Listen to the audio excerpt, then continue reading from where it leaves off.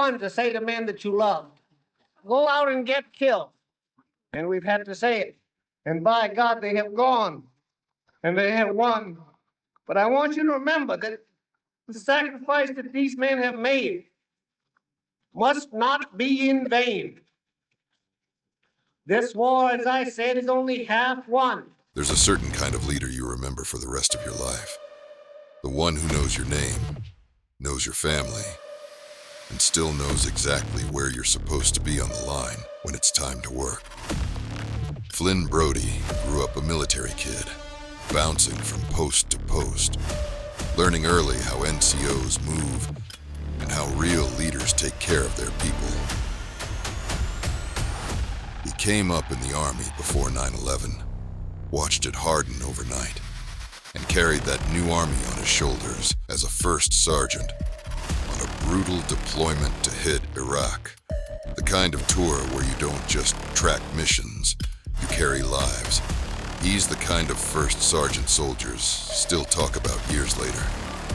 Not because he was perfect, but because he showed up for them in uniform and after it came off. This is Veteran Stories, the version of war regular soldiers remember. And this is the story of Flynn Broady.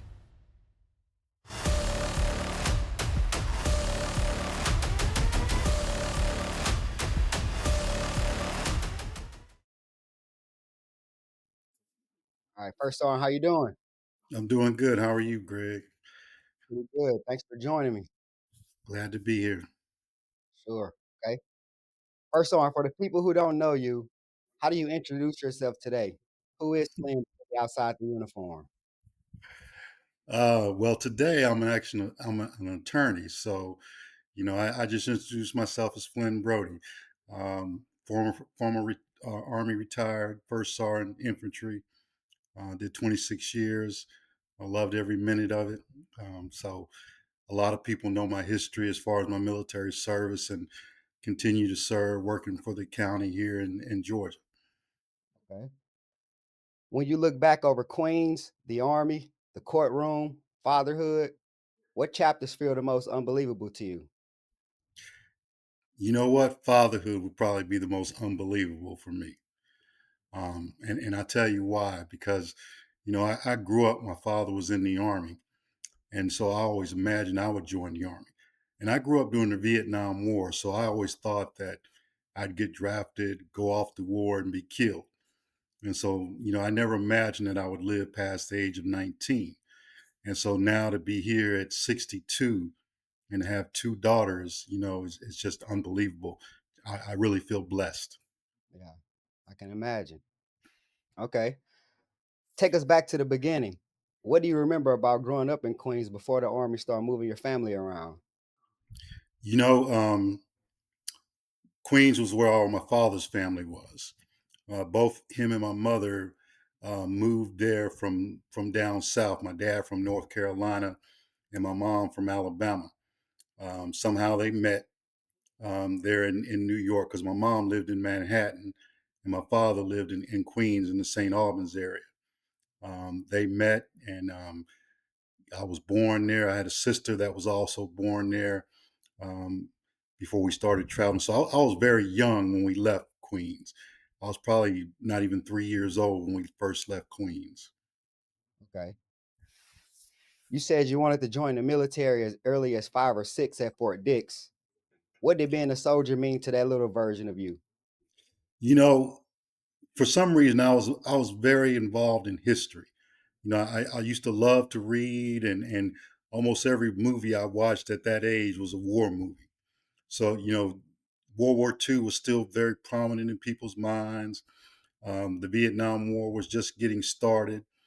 So the Korean War was just over. So a lot of different things were going on where the military service was really one of the highlights of people's lives and what they had done for themselves.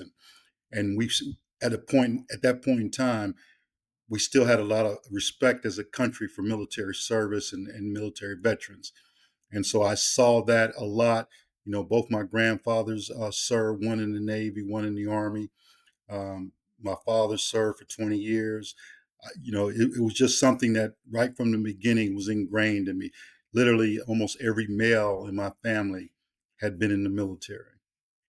Okay. Um, as you bounced around from Fort Dix to Fort Gordon, Fort Knox, Germany, and finally to Birmingham, how did all that moving shape you as a person? One of the things I think it did for me, or and it might be an adverse thing, is it made me sort of quiet because I never had friends for a long time. I never had a core group of guys that I hung out with or developed a relationship with. So I was always on the quiet side, no matter where I went, and more observant than active in most things. Okay. You played baseball and football in school. On the field, what kind of player were you? Quiet leader, vocal, enforcer, or a strategist? I was really a quiet leader. In baseball, I was actually MVP my junior and senior years. I was a really good baseball player. That was my first love. I probably started playing baseball like at 6 years old, and so I played quite a bit. Um, Football, I was actually better at football than I was in baseball. Yeah, I played defensive back. I was really fast, good coverage guy. People didn't throw against me, and I was one hell of a tackler. I used to really hit people. yeah, Um, but I was still sort of, I led by example more than anything. I wasn't very vocal, wasn't one of those rah rah type guys. I just did my job.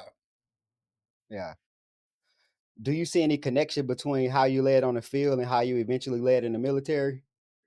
Yeah, very much so. In the military, I was always one of those that wanted to lead by example. I didn't want my guys to do anything I wouldn't do. And I tried just to make people better. I always focused on um, looking at the long term goals of each and every soldier and saying, okay, what do you want to be one day? And how can I help you get there? Um, as a young private, I was always taught if you take care of your soldiers, they're going to take care of you. And so one of the things I used to do, and I'll start when I was a squad leader, is I used to talk to every guy and says, what is your long term goal? What do you want to do? How long do you want to stay in the army? What do you want to be? How can I help you get promoted? What are the things that I need to do for you, and take care of them? And when I did that, almost every soldier I ever had, whatever I asked of them, they did without question. So I think it was very effective. And I wasn't one of those guys that was going to yell at you. I was, I would tell you if you did something wrong, and I would also always tell you, I know you're better than that. Let's fix this. Let's get you where you're supposed to be. And I used to always tell my soldiers, if I stop talking to you when you're messing up, that means I've given up on you. As long Yeah, as I'm telling you about messing up, that means I know you can do better. So let's do that. yeah. Okay. You were valedictorian and class president your sophomore and junior years. Where did that drive come from? It's kind of funny. When my dad was stationed at Fort Dix, New Jersey, I think I was in the fifth grade at the time. And up to that point, I really didn't take school too serious. And then in the fifth grade, we did this project one day, over a week period, I should say. And the teacher at the end of the project, he came up to me and said, you know what? You're actually pretty smart, quiet, but you're very smart. And from that day forward, I looked at school a little bit different Yeah, because now I had to prove that he was right. And I actually started trying to study and work hard to become somebody in school. Um, and I think I had an advantage because being in schools at military bases, you get a great education. And then when we moved to Birmingham, I was I was probably a year ahead of everybody in my class. All the freshmen, because I got there the middle of my freshman year, but all the classes I were taking, I was in class with sophomores, yeah. because of the education I had previously. Okay. When you stood up as valedictorian, did you picture a future in the classroom and boardrooms, or were you already mentally in a uniform? I was already in a uniform. You Yeah, know, ever since I was 5 or 6 years old, I had always wanted to serve in the military, and that never left me. And even after I graduated high school, I had a full scholarship to Tennessee State University for electrical engineering. And Yeah. after 1 year, I said, you know what, this is not who I envision myself to be. This is not where I want to be. And so I enlisted in the Army. Yeah. When you told your family you were leaving school and joining the Army, how did they react to that? You know, um, by that time, my parents had separated. And so my mom was having a hard time. So me going in the Army was a blessing for them because, I signed up for the infantry. I got a bonus. I literally gave my entire bonus check to my mom. And I used to help them out as much as possible. So it was a big blessing for her, for me to actually be out there making some money to be able to help her with the other kids. Yeah. Okay. You originally wanted to join the Marines, but chose the Army after talking to recruiters. What did that conversation sound like from your side? When I first talked to Marines, it was all who are, everything I really wanted. But then I started asking about, the benefits, education, how much do you get for education? What do all these different things. And so I said, you know what, before I make this decision, let me go talk to the other. I talked to the Air Force and I talked to the Army. I didn't talk to the Navy because I can't swim. So I talked to the Army and he told me how much he could give me for college. And I think at the time, this is how old I am, the Marines could give me like $9,000. The Army could give me almost 30,000. And so I Yeah. said, you know what? I'm going with the Army. Yeah, makes sense. Okay. Why the infantry? With your grades and options, you could have chose almost anything. Why did you choose to be on the front line? Because I wanted to go to war.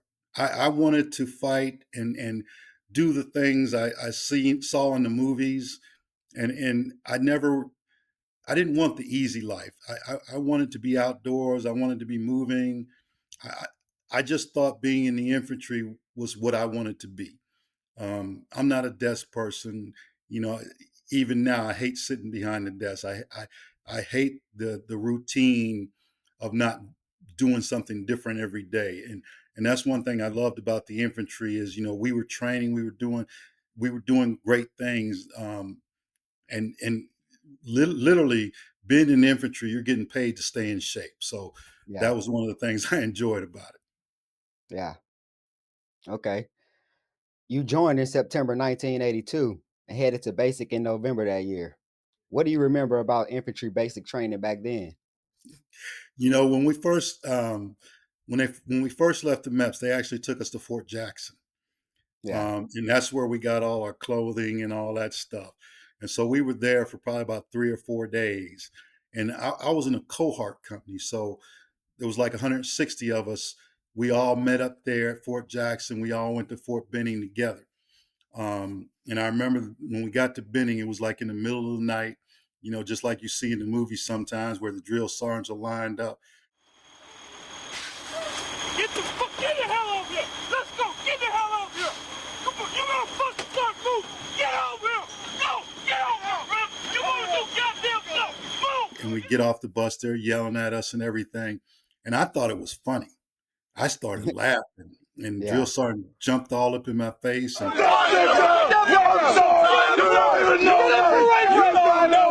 had me doing push-ups. I think I was the first person in my company to have to do push-ups with the new drill Yeah. sergeants. But yeah, getting to Fort Benning was everything I expected.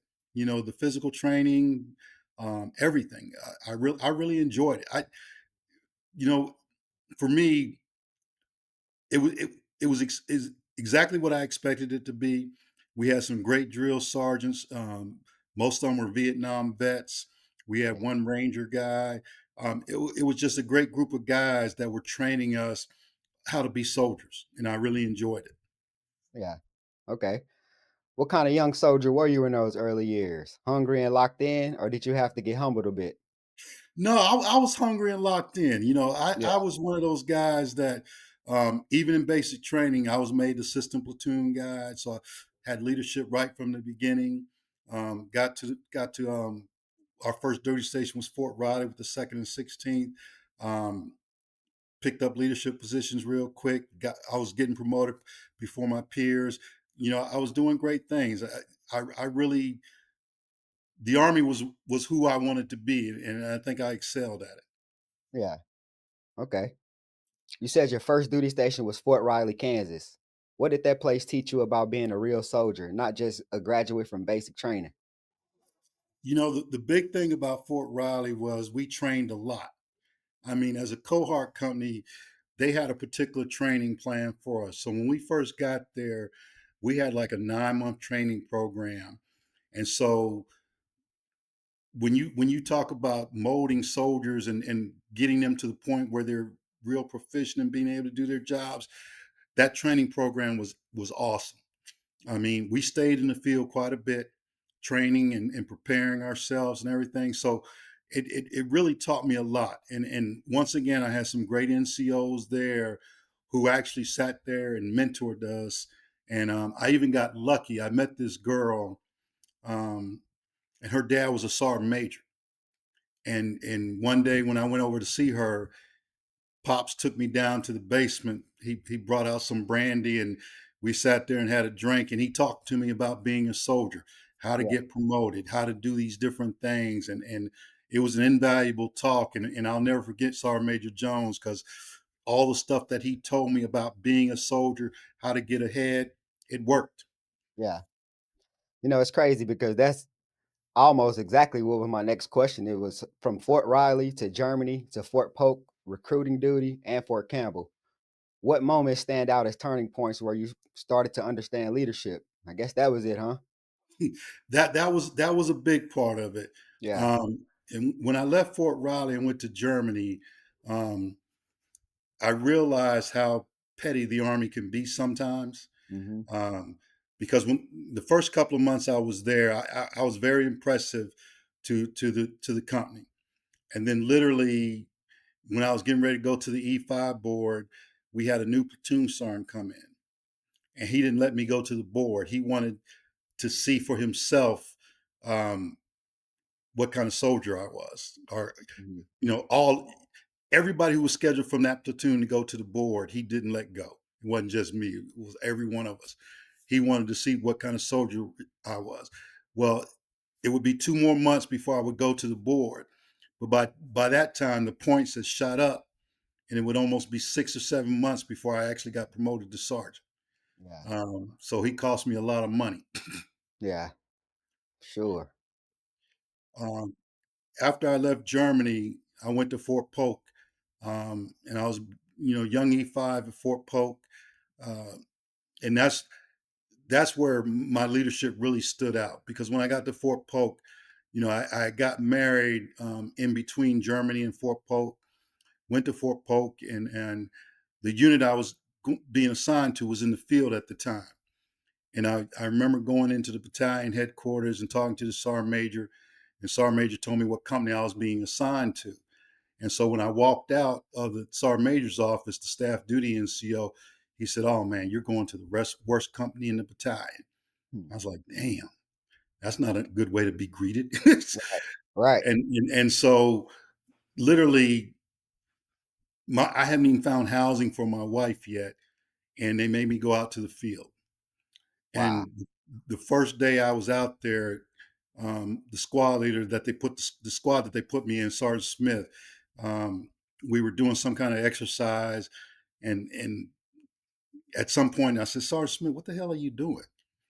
And he went over this thing, and I said, "Look, Sergeant Smith, this is what they told us to do, and once we get that done, we can bed down for the night. So why are we playing around? Let's get it done and go." And so we did that.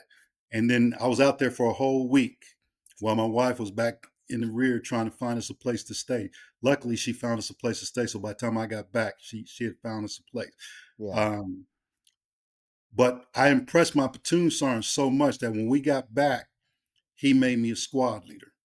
Yeah. And everybody in the company was mad because we had a like lot that of shit for sure, E5s, boy. not many E6s. This is the I don't like time when that the Army shit. didn't like to promote people. We had a lot of E5s, and I was the lowest ranking E5 in the company. And he made me a squad leader. And so people started bitching and complaining. And he said, "Well, you know what? y'all can say what you want to say, but he's better than the rest of y'all. So he's Yeah. keeping the squad. And from that day forward, you know, I realized that leadership really makes a difference because we had some suck ass NCOs that weren't doing what they were supposed to do, and that's why our company was the way it was. Yeah. And when I started doing stuff, everybody started trying to catch up.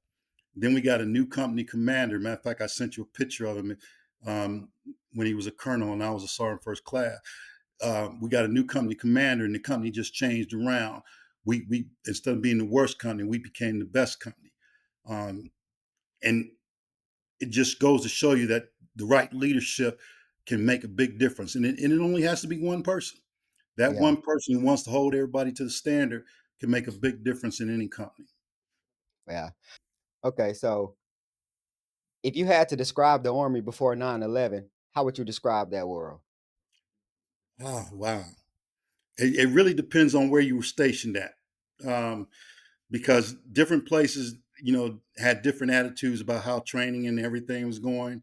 When I was at Fort Riley, um, after we got through our initial cohort training, everything was pretty easy.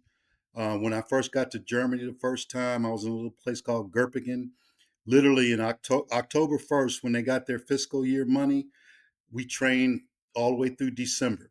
And then from January till next October, we didn't do nothing. We literally didn't do nothing but PT and maybe a rifle range here or there, but that was it. Yeah. Um, when I got to Fort Polk, oh my God, we trained like crazy. Um, and the funny thing about it is um, that training paid off because we ended up going to Panama Yeah. um, for that invasion as part of that. So the training paid off. It was really intense because we used to be 2 weeks in the field, 2 weeks out, 2 weeks in, 2 weeks out. That was just the way they did it. Uh, but I was one of those guys that loved to train, so it didn't matter to me. When I got to Fort Campbell, another situation where training was paramount. We trained all the time. We were the DRB battalion on many occasions where, we had to be wheels up in 72 hours. So we had to be ready. We had to be trained and ready to go. So I love being at Fort Campbell. That was great. And Fort Campbell took me a lot of different places. So it just really depended on where you were at. Yeah. And I was at Fort Campbell the morning of 9/11. So we were coming in from PT when we got the news about the towers, and we knew, hey, we're going to war, guys. Yeah. How did that moment land on you personally, not just as a citizen, but as a guy who had already been in the Army for years? The question was I ready for combat? Was I ready to do this job?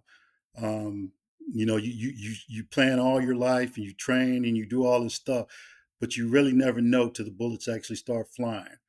And so the question in my mind was, am I ready for this? Are my soldiers ready for this? Uh, but I think mentally I was, because since I was 6 years old, this is all I had imagined, that Yeah. one day this would come. Um, what I did think when it came, I said, oh, all this time I'm thinking I'm going to get through this, but now God's ready to take me now. So, but it didn't happen. Yeah. Okay. As a leader, did you feel the weight shift? Did you look at your soldiers differently, knowing war was no longer hypothetical? You know what? I didn't look at them differently um, because I focused on our training. I focused on everything that we were doing. I was very meticulous when it came to stuff, trying to make sure that we did everything right, that we planned for scenarios, that we did the things that we were supposed to do, because you never knew. You never knew if it was going to happen. And I didn't want to be the guy who, because I didn't do something right, somebody didn't get to go home. Yeah. Okay. Take us back to your first deployment. When and where was it? And what were your initial reactions when you found out you were deploying? Wow. My actual first combat deployment was hit Iraq. Okay. And when I got to Germany, I knew we were going overseas. I knew we were going to Iraq. I knew that right from the beginning. And like I told you before, initially I was supposed to be the S2. Yeah. And then when the first sergeant got fired, Sergeant Major Iyer actually interviewed the three of us, the three E8s he had at battalion, and it was kind of funny because Master Sergeant Ruff, he told him he was going to be the S3, and then he told Master Sergeant Ridden, who ended up being Charlie's first sergeant later, that he was going to be the S2. And nobody had told me anything. So I went and found the sergeant major. And I said, Sergeant Major, I heard Ruff is doing this and Ridden's doing that. So that means you must be planning on making me the first sergeant of Alpha Company. And he started laughing. He said, yep. I said, you know what that means? I said, yeah. Because we were actually down in, we were at Hornsville or Graf. I can't remember which one we were at. But Alpha Company was still back in Baumholder. And as soon as we got back from Baumholder, they were going to be in Hornsville and Graf. Yeah. So literally, I went Hornsville, Graf, got back to Baumholder for 2 days, and was back in Hornsville with Alpha Company. And I didn't know anybody from Alpha Company at the time. So when I first met them, they were at Hornsville, and I got to meet everybody, and I got to observe what they were doing. You know, how they were training and all that stuff. Got to do this stuff in Graf, and I'll tell you this story because when we were in Graf, we were doing some range work, and our guys just failed miserably on a saw range one day. And me and Captain Cusio, we were in battalion staff meeting, and we were getting rode hard by the battalion commander about it from 136. And so after that, after we got back, I told the NCOs to meet me on the basketball court. And I had a nice little talking to our NCO. All of you NCOs have disgraced the 101st Airborne. You can consider yourself lucky that we are on the eve of the largest action in the history of warfare, which leaves me no choice but to spare your lives. Now get out of my office and get out of my sight. And I chewed him out really good because I told him, I said, look, we're getting ready to go to war. And you guys are playing around, joking around, not preparing these kids for, for what we're about to happen. So let's get it together and let's do this. And it sort of changed the mindset of some of the guys because, most of them had already been on one deployment, and it was a pretty lax deployment for them where they didn't really have much action, didn't really have anything going on. But this time it would be totally different. And so I made sure that we were prepared and we did what we were supposed to the point that, we pissed 136 off because we were doing things way in advance of them, that they were trying to dumb us down so their guys could catch up. And I kept telling the sergeant major and the colonel, I said, look, I can't help it. My guys are better than yours. We're getting ready to go to war. These guys need to be prepared. So what if a bullet's flying in front of their face? They have to understand that that's going to happen. And it really put a bad taste in their mouth for us and for me because they couldn't stand me after that. Yeah. Okay. As a first sergeant preparing for that deployment, how did you get yourself ready mentally, spiritually, and emotionally? Gosh, the big thing for me was I was looking at all these guys, 157 of them, and I said to myself, I can't not do everything I can to make sure I bring all of them home. And I think I told you right before that deployment, I was teaching ROTC. Yeah. And I had one of my kids, one of my cadets who was a lieutenant at the time, he wrote me a letter and he was telling me about one of the battles they had. And he said, I was Master Sergeant. He said, Master Sergeant, we did everything right, everything. And we still got guys killed. And that realization is that, when you go to war, you can do everything right and somebody doesn't come home. And my big thing was they're not going to come home because I made a mistake.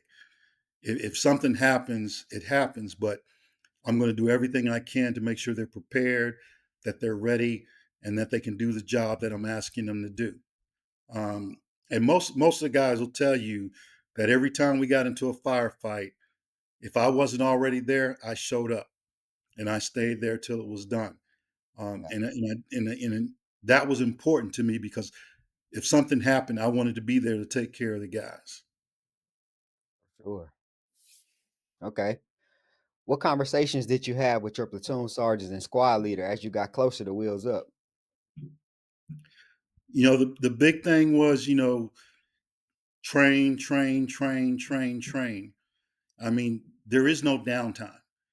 Every minute we need to train. Every second that we have an opportunity to train, we need to train to make sure that everything becomes automatic. That your reflexes are just automatic. You don't even have to think about it. I wanted them to know that whatever happens, I'm going to be there for you.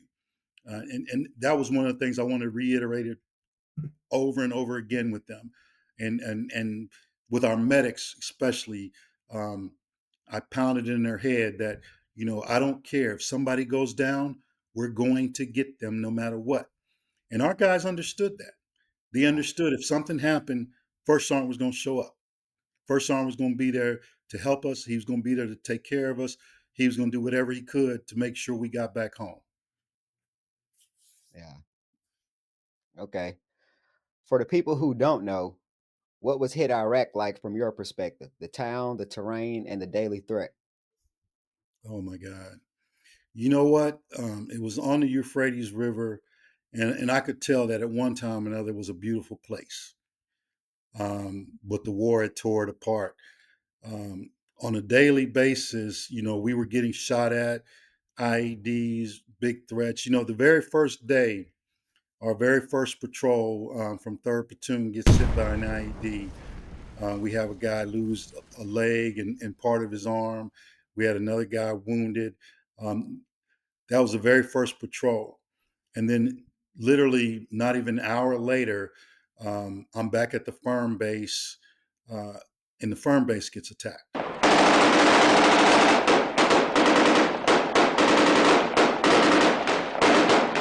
And I mean, a vicious attack. And I remember after the attack was over, we didn't have any casualties during that attack. But after the attack was over, I went to my room and I got on my knees and I prayed to God and I said, Lord, this is just day one. Yeah. I still got 364 more days to go.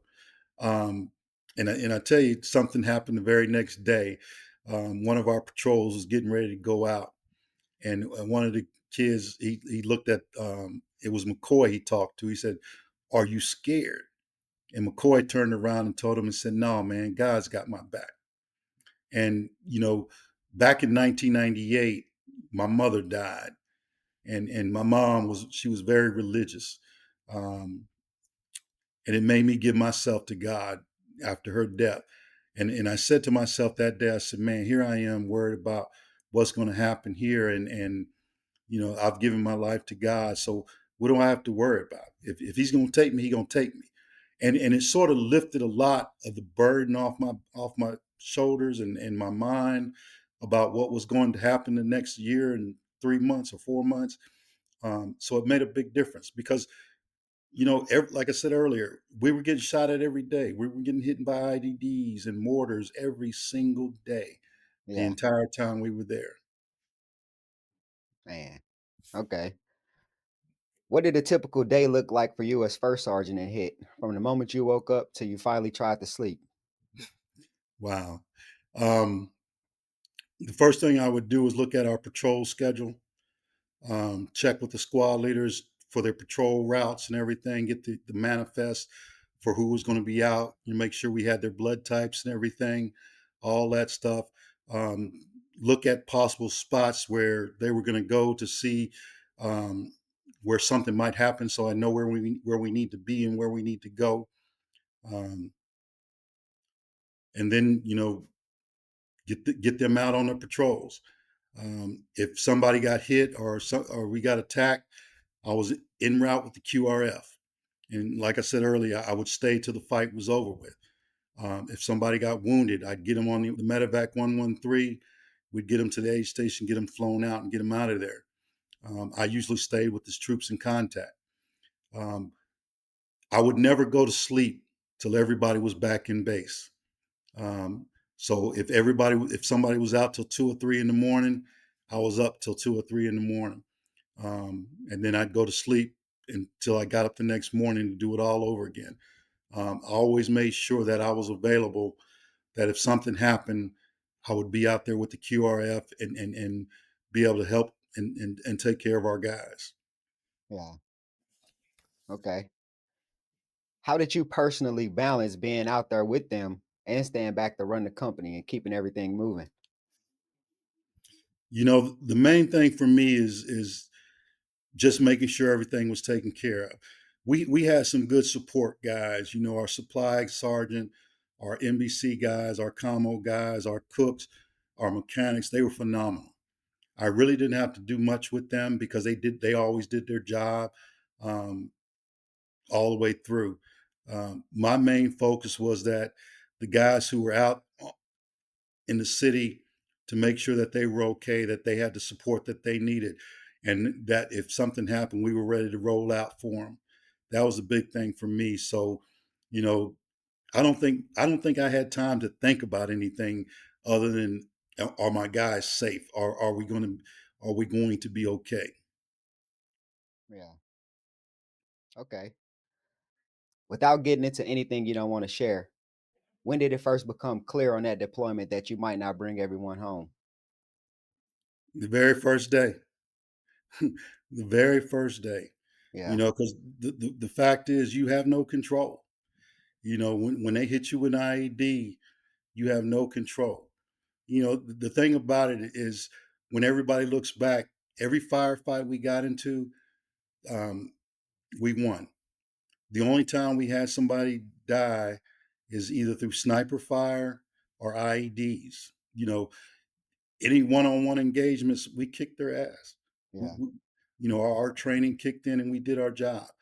The people we lost with, you know, one sniper and the rest were IED folks, and it's it just goes to the training to show that as soldiers we were much more superior than them, even though they were on their home turf.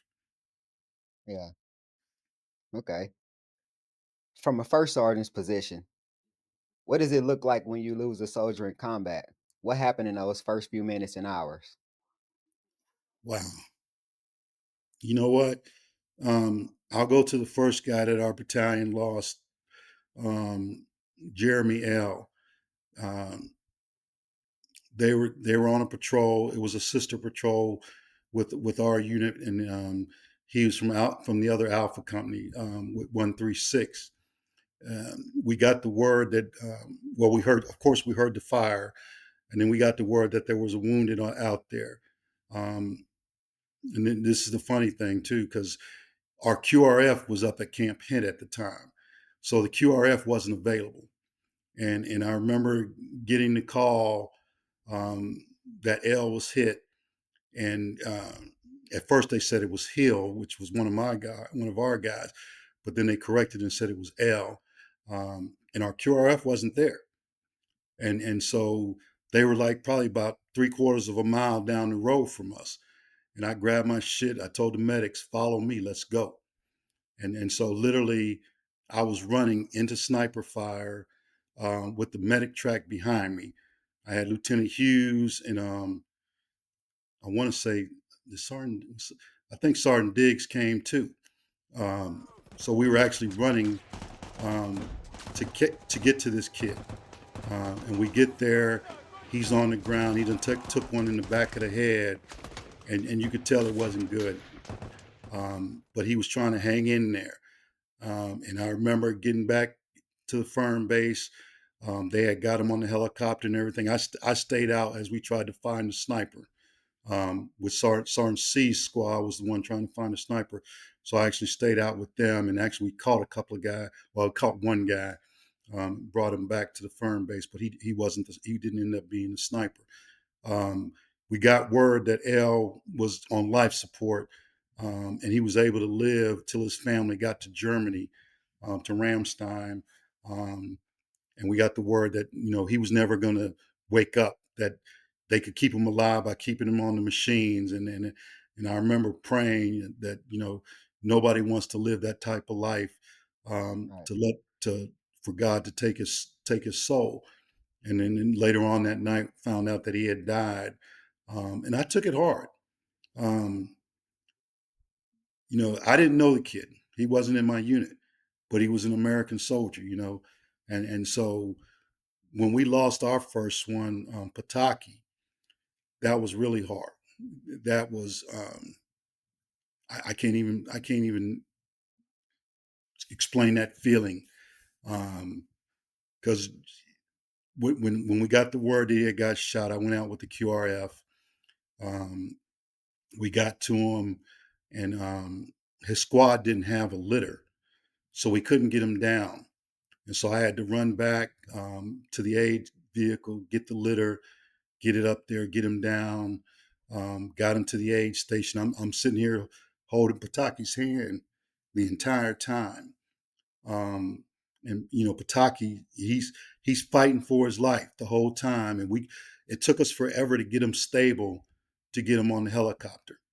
And then we got word later that night that the bullet had pierced his vein up under his clavicle, and basically when he got to Al-Assad, he had lost so much blood he went into cardiac arrest and didn't make it. And I remember,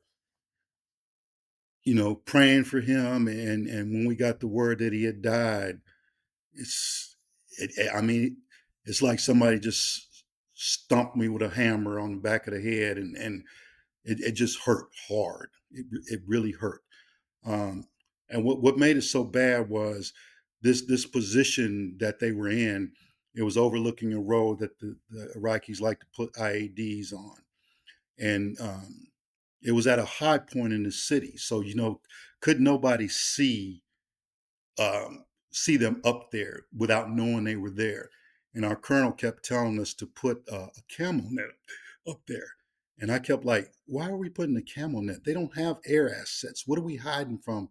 What is the camel net hiding? And he kept telling us, put it up there, put it up there. And we wouldn't do it. And then finally he came and said, I'm giving you a direct order to put up a camel net. And literally the day we put the camel net up was the day Pataki got shot. Yeah.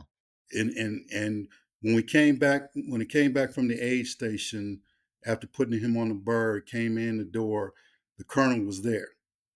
And I walk in, and the first thing he asked me, he said, "Did you guys have the camel net up?"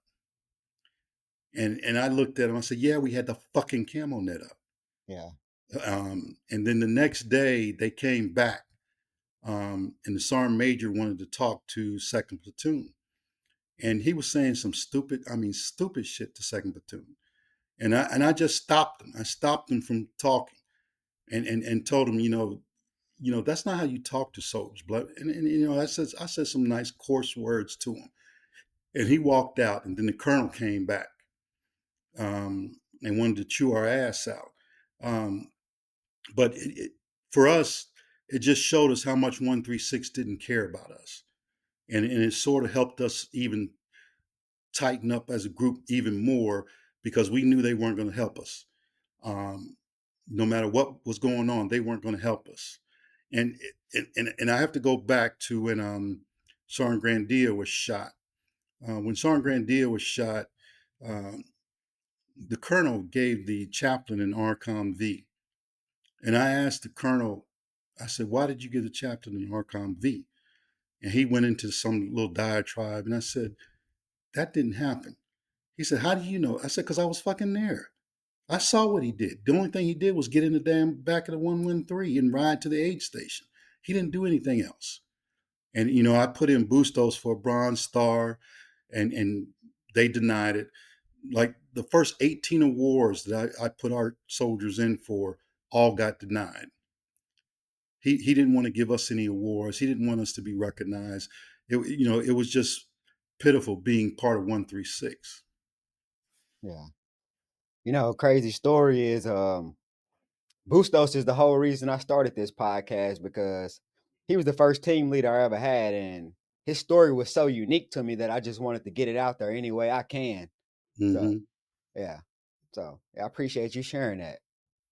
So, how did those losses change the mood and mindset of the company? Did you see a visible shift in any of your soldiers? Yeah, there was a visible shift. We didn't want to be nice guys anymore. We wanted to dominate the city. We wanted to make sure they understood that if you're going to get one of us, trust me, we're gonna get much more of y'all. Um, it really changed our mindset as to who we were and what we were trying to do there. Yeah. Okay. How did you personally cope with the burden as a leader while you were still in country and had missions to run?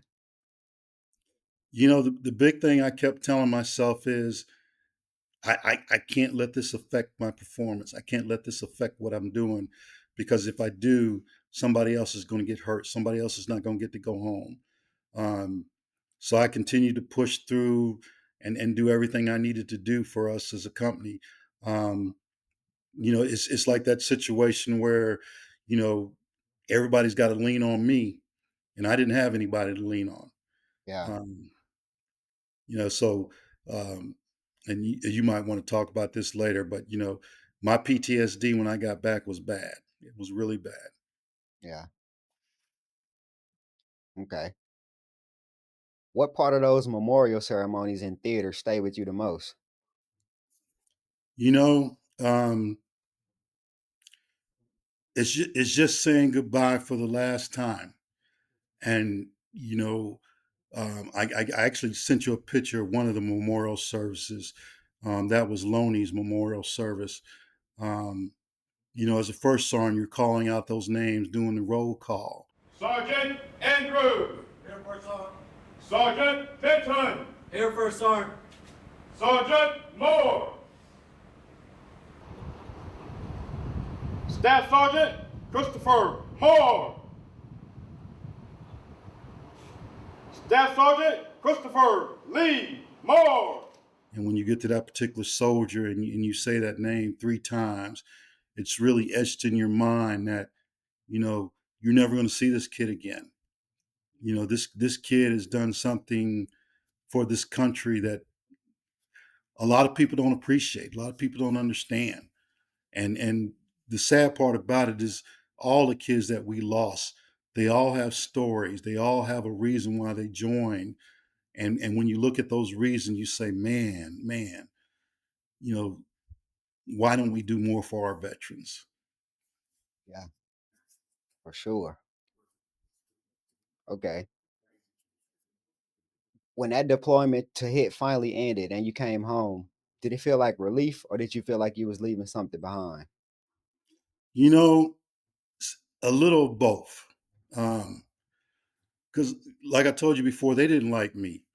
Um, Colonel Graves, he couldn't stand me, and he didn't want to reward me for anything that I did. He didn't want to recognize me for anything. He wanted to try to destroy me. Um, and I thank God for Sergeant Major Ir and Colonel Walraff, who understood the value that I gave to that company and the things that I did. Um, when I came home, you know, I was really focused on, my daughter.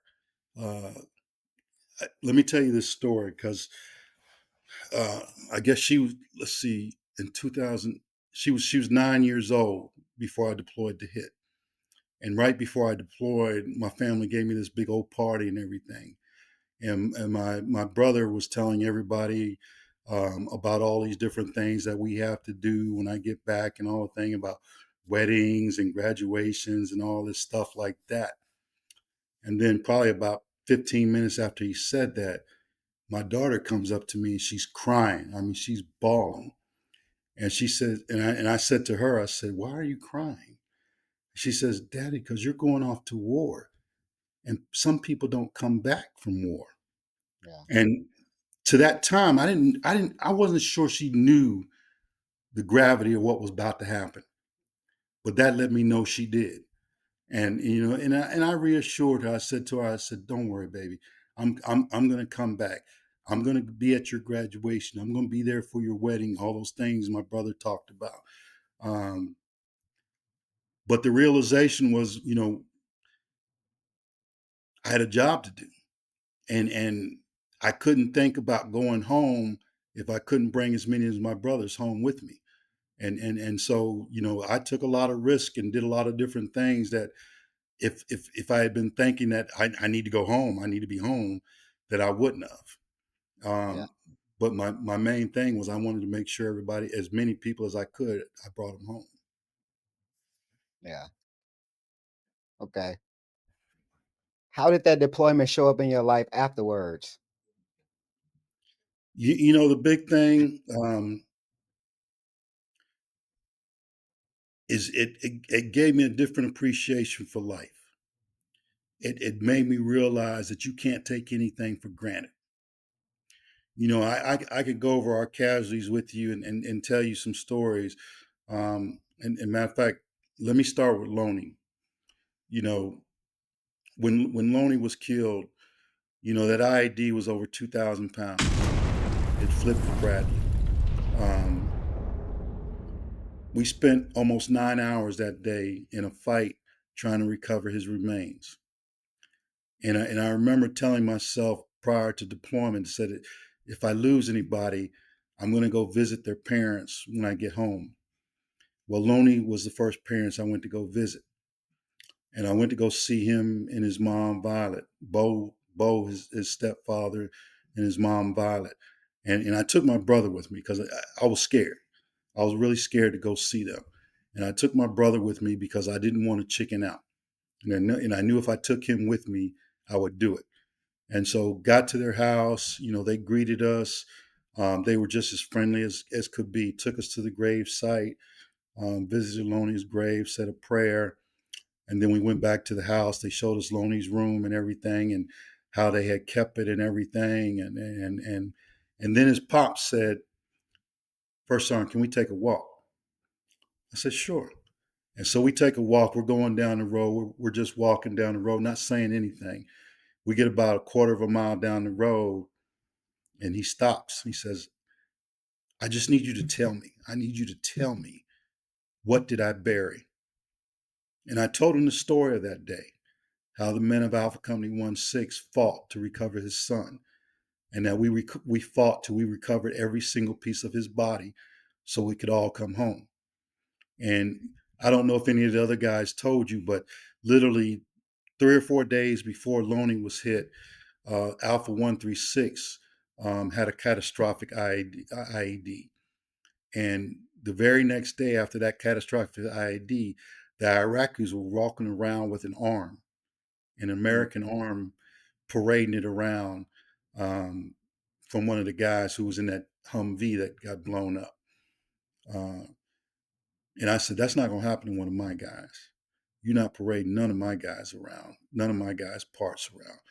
Because we got the order to go get that arm. And when we went to go get the arm, Murph got shot. And Murph got shot in the eye, lost his eye. And you know, it's stuff like that that people don't realize that we've been through and gone through and seen.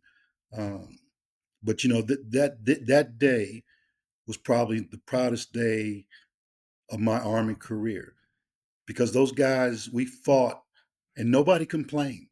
Nobody said, what the fuck are we doing out here? Why is it taking so long? What? Nobody said any of that. They did their job. They recovered their brother and they fought and brought him home. And I was able to tell his dad that you buried all of your son.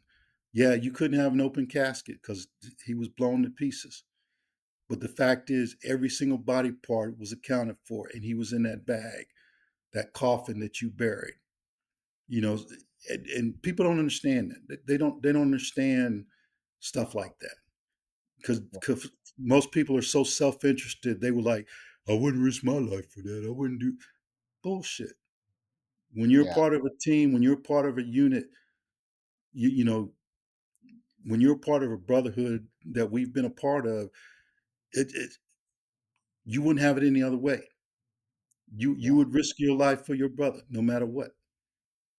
Well, before I even go to that question about you retiring, I'm gonna go off script a little bit here because I would like to know, how are you dealing with that loss and those things? You know, like I said earlier, my PTSD was really bad. When I first got back, uh, I started seeing counselors, and I must have went through like 6 or 7 of them before I met somebody I connected with. And you know, lost 2 marriages because of it. Um, it was just hard because, you know, you do everything you can, and you say you keep saying to yourself, you know, what could I have done different? How could I have done this? How could I have done that? You know, it's when you're the leader, you know, you take responsibility for everything that happens. And one of the things that was forged on me, especially after Captain Cusio left, was I became the leader of Alpha Company 1-6 with no questions. When they needed something, they didn't call Captain Kusick. They called me. When shit was going crazy and they needed some help, they called me. They didn't call Captain Kusick. You know, even though they didn't like me, they still called me. And so, you know, I was the one arranging things and planning things and doing things. And so it made a difference because, you know, if I planned something or ordered something and something happened, it was my responsibility. It was me who did that. And so that was, you know, that was the big thing for me because, you know, the simplest things can happen. Um, like take Tejada for instance. Literally, we got orders to go pick up something from the other firm base, and I'm talking not even a quarter of a mile away to go pick up something. So they're going over there, pick up something, and coming back. When he comes back, he cuts the corner on the road, and an EFMP blows up and kills him. And doesn't kill him instantly either. You know, he's crying for his mama. We get him to the aid station. I'm holding his hand, you know, Doc's working on him, trying to save his life. And then Doc says, everybody out, everybody out. Everybody gets out. Tejada dies. You know, I'm the last one in the room with him. You know, you don't lose those images. You don't lose them. Um, and every day, you know, especially the days that these things happen, when those days come, when those days approach, all those images come back. They keep coming back. Um, so it's hard. It's something that you try to live with. You're never going to forget it. You're never going to accept it. But you push past it and say, okay, I got other reasons to live. I got other reasons to do things. Um, and for me, my big thing was my oldest daughter. Because I tell her all the time, if not for you, I don't know if I'd be here. I don't know if I'd want to be here. Um, but she, you know, she gave me a reason to live. She gave me everything I needed to say that I can't take my own life. And you know, because of her, I've had so many other blessings. Yeah. What advice would you give to other soldiers dealing with something similar to what you're going through?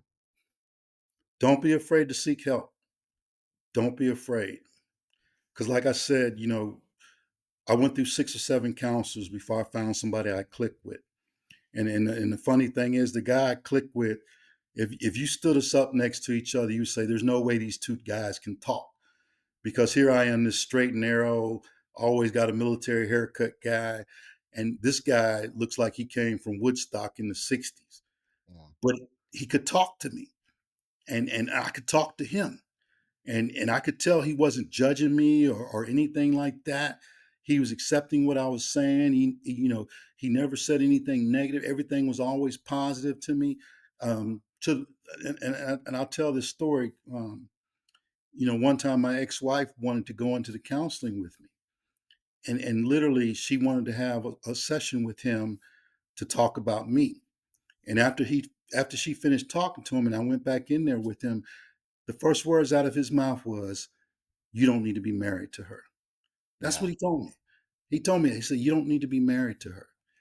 And he explained to me why. And he was, I mean, he was 100% right. You know, she wasn't good for me. Um, and I'm thankful for, you know, him being bold enough to be that honest with me. You know, because he started off with, "I don't condone divorce." but you don't need to be married to her. Yeah. But yeah, Yeah. if you need help, get it. If you need to talk to somebody, find somebody to talk to. I mean, all of us have a reason to live, even if it's just for one of us, to make sure that we don't have to go to another buddy's funeral. Don't allow the devil, don't allow the demons to take you away. Don't let them win. Yeah. Okay. You retired in 2008 in Georgia. What did your first week as a retired first sergeant feel like? You know, it felt good to be retired. It felt good to leave the army and know I had something waiting on me. Um, you know, one thing I did do when I was in the army, I tried to stay in school and prepare myself for when I left the army. So I was ready to leave when I left, and you know, I walked right into a good job and very supportive office and things. The big change was, you know, as first sergeant, if I say jump, you guys say how high. Yeah. Now I'm in a job where I got to do everything for myself and nobody listens to me. But you know, it was humbling, but it was what I needed. It was what I needed to go forward, and I'm thankful for that. Yeah. Okay. After retiring, you stepped into the role of Assistant Solicitor General. How did that opportunity come about? You know, as soon as I finished law school, I got the army to move me to Atlanta, and I started studying for the bar. And literally the day after I took the bar, I started putting out resumes to different prosecution offices because I wanted to be a prosecutor. And the very first place that I put in an application, they literally called me like 2 days later and said, "Hey, we're doing interviews on Friday. Would you like to come in and interview?" I said, "Sure." So I came in, interviewed, and they said, "Look, um, we think we're going to have two positions. We know we got one. We think we're going to have two. If we get two, we'd like to hire you. Um, but since you haven't passed the bar yet, if we hire you and you fail the bar, of course, we're going to have to fire you." I said, "Okay." Um, Luckily, I passed the bar, so they didn't have to fire me. Um, but it turned out to be a great place to work. I had a great boss, great support system in the office. It was phenomenal, and I really enjoyed it. So I really had a good time as an assistant solicitor general. And then I had the opportunity to do veterans court, where basically veterans who had gotten in trouble with the law, I got to help them to get themselves straight, get themselves together. So that was a good time too. Yeah. Okay. Do you see what you do now as a continuation of service, just in different uniform?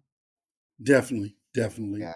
Um, I'm still serving my community. I'm still trying to do good things for people.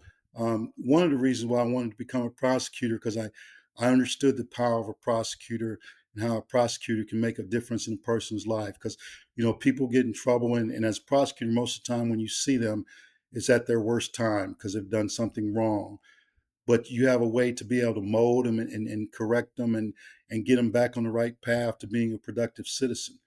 Um, and I got a lot of that from being in the Army.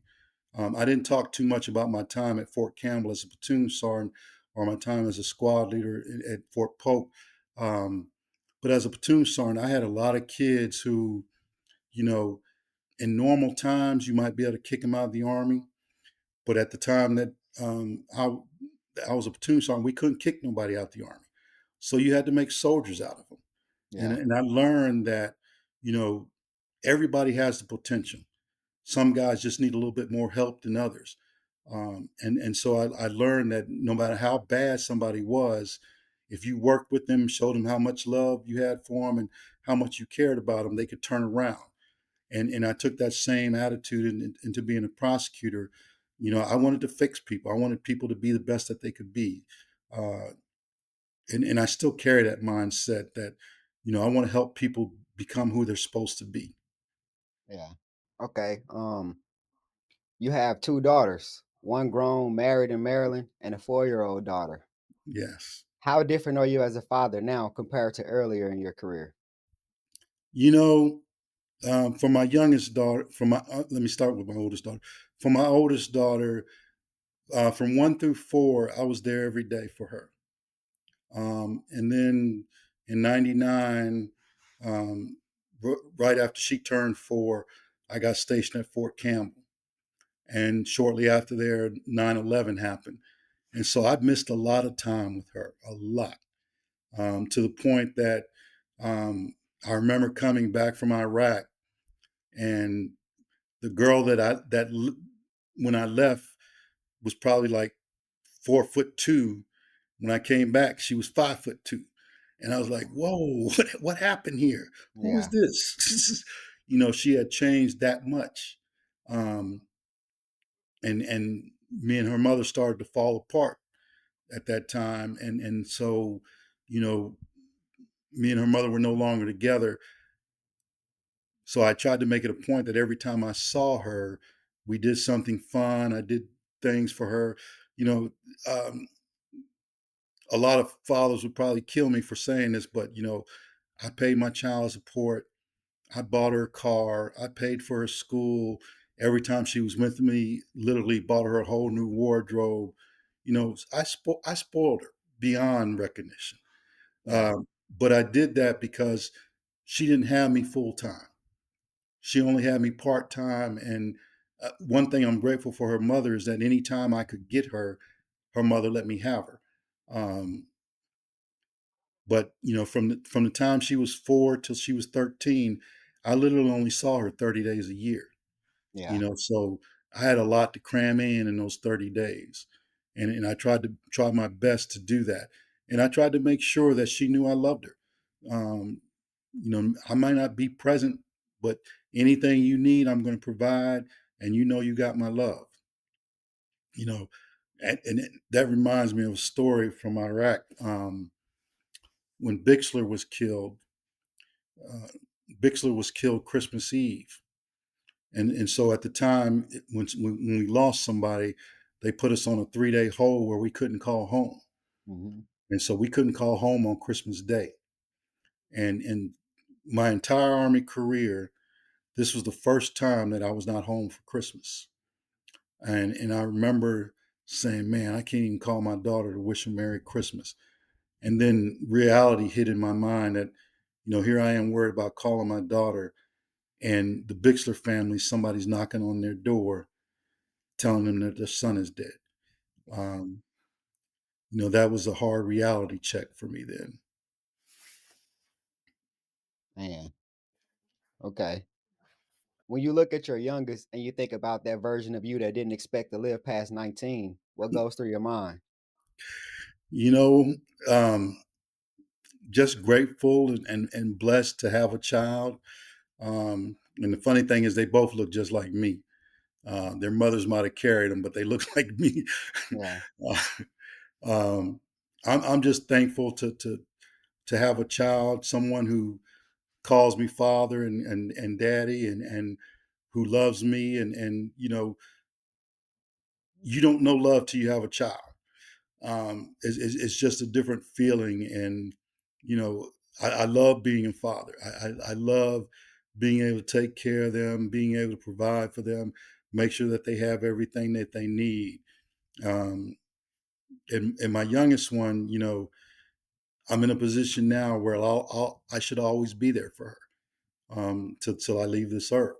Uh, I can't say that for the oldest one, but she knows I did everything I could for her that I could. Um, I'm just blessed to be a dad. Yeah. Okay. If your daughters ask you one day, Dad, what did the Army and Iraq take from you and what did they give you? How would you answer that? Um, the one thing the Army took away from me, or war took away from me, is just a sense of uh, safety. I would say just a sense of being carefree, and not really wanting to be responsible for stuff. what it gave me was a sense of appreciation in just everyday life. You know, I don't take anything for granted anymore. Every morning that I wake up, I thank God. Every time I hear my daughter's smile, see her smile, or hear her pitter patter on the floor, or get my big daughter calls me, I just love those moments. I love them. I was at Fort Jackson last weekend, and I was in the PX, just looking around, looking for some stuff for my wife and my daughter, and I almost stopped and started crying because I was like, man, here I am, and I'm getting to buy stuff for the women I love, and I don't take that stuff for granted anymore. I don't take anything for granted. Everything is a gift, and I appreciate everything that happens, good or bad, in my life, because I understand that it all works to God's glory, and I'm just thankful um, that I get to share these things with these people. Yeah. Okay. Last few questions. If you could talk to that young valedictorian with a full scholarship in his hand about to sign that enlistment contract, what would you tell him now? You know what? I would probably tell them, get in ROTC, finish college, and go in as an officer Yeah. and play out your career there. Um, and the funny thing, Greg, is when I hit the 9-year mark, I had an opportunity to go to officer candidate school. And the reason I didn't go because I saw too many officers who would tell higher ups lies just to appease them instead of telling the truth. And I never wanted to be that. I always wanted to be that guy who, I said what I needed to say, and you knew it was truthful. I didn't pull no punches or anything like that. Um, and for a lot of my career, being like that hurt me because a lot of people don't like that. They don't like when you tell them the truth. They don't like when you're hard on them or anything like that. I had a situation during the ROTC command where our battalion commander called me in his office and he asked me, he said, "Why are you so freaking hard?" Pause. And I'm like, "Don't you want me to be hard? Pause again. Don't you want me to train these troops?" He said, "That's not what I'm talking about. You're hard on me." Hey, yo, my nigga. Yo, the You want- way you said it was crazy. And Yeah. I'm like, yeah, I'm hard on you because I want you to do right by these cadets. And that's how I was in the Army. Like the situation with Graves and Sergeant Major, from 136. When we were doing our live fire at Graf, I made that live fire as realistic as possible. We were laying down suppressive fire just ahead of the moving troops, doing everything we would do in combat. Yeah. Because I wanted guys to be used to the sound and the feel of what rounds going by and all that stuff. And the day before we were actually supposed to go live, the colonel comes up and he watches us go through the walkthrough, and he's like, "Oh no, we can't do that. We can't do this. We can't do." And he dumbed the whole thing down. And I told him, I said, "You know what? I'm sorry that my guys are better than yours, but we're getting ready to go to combat. Yeah. These guys have to understand this shit. This shit is real." And from that day forward, he couldn't stand me. And like I said, when we were in Iraq, we were like the black sheep, and they treated us so bad. We literally had to go to Ramadi to get supplies. To get supplies from 1-6, we would Yeah. have to drive to Ramadi to get them, and then they would get mad at us for having shit that they didn't give us. It was just crazy. But at the same time, when your guys got in trouble, you didn't come down as QRF. You called us to go rescue your guys. Yeah. And it happened over and over and over again. Yeah. Okay. When you think about the soldiers you led in training and in combat, what do you hope they remember about First Sergeant Brody? The only thing I hope they remember is that I cared about them, and that if they needed me, they knew I was there.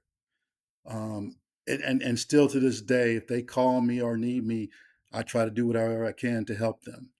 Um, that's my main thing, is that they knew I was there for them, and that if they needed me to run through a wall of fire, I would do it.